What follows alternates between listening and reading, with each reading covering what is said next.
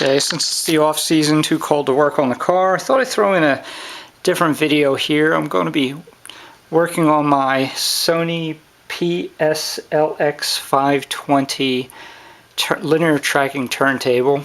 I brought it out of storage so I can play some LPs again, and what's happening is the Tonearm doesn't want to move. I'm pressing a button here. And then what it is actually belt driven, and the belt's just old, stretched out. Turntable's what, maybe 25 years old. So I bought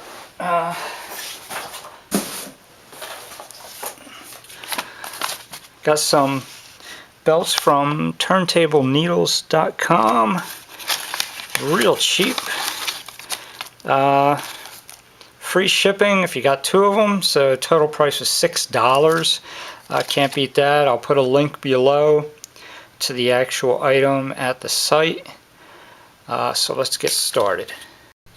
Okay, first thing you want to do, make sure you have your, hopefully you still have your cover for your cartridge protecting it. Take off the mat, and then you'll want to remove the platter because we're going to be turning this upside down. Okay, I left the dust cover on when I turned it upside down, and there's 9 screws you have to remove. They're marked with a little arrow on there. I don't know if you can see it there. Those are the 9 you want to remove, and then this bottom should come right off. Okay, the cover's off, and you'll see in the upper left-hand corner, that's where the belt is on the motor and pulley. And there's a close-up shot of the motor and pulley. And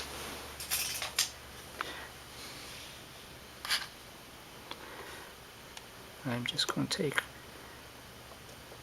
my little hook here, I'm going to remove the belt from there, and I'll put the new one on.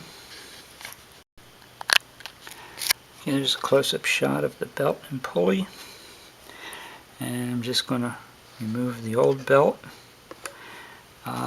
Turntable Needles includes an alcohol swab with it for you to clean the 2 pulleys inside.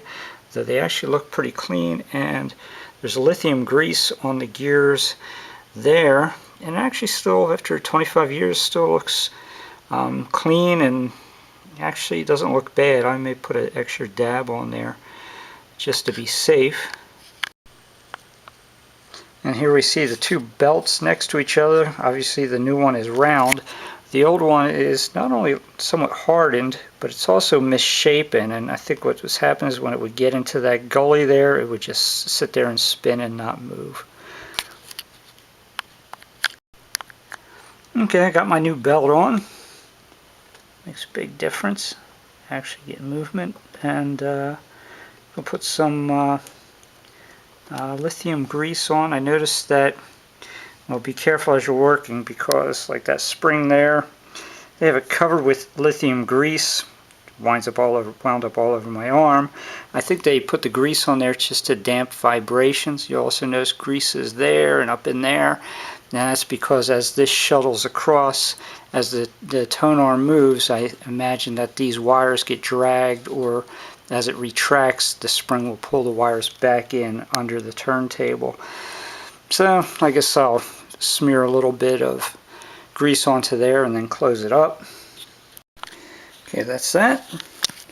Make sure all wires are tucked down so nothing gets pinched, and then we'll put the bottom back on. Okay, it's plugged back in, and now is the moment of truth. Let's see. We have movement. That seems to have done the job. I think, let's see, there's a rail up there. Looks like, I think this gets oiled, so I'll put a little bit of tri-flow onto there. Yeah, I can feel a little bit of oil on there. Not sure on that, but I'll look. But this thing should work just fine now.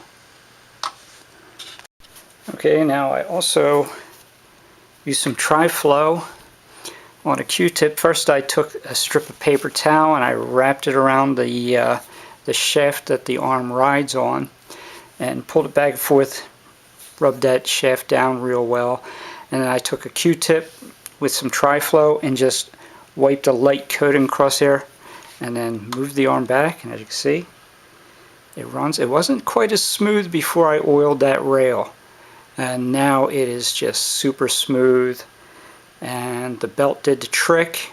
Everything's running fine.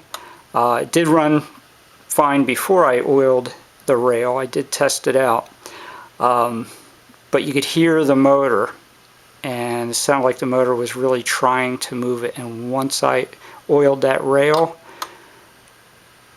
it just, the motor, you can hear the motor a little bit, but before it was straining, and you could hear variations in the pitch of the motor as it moved. But now I think it's as good as new.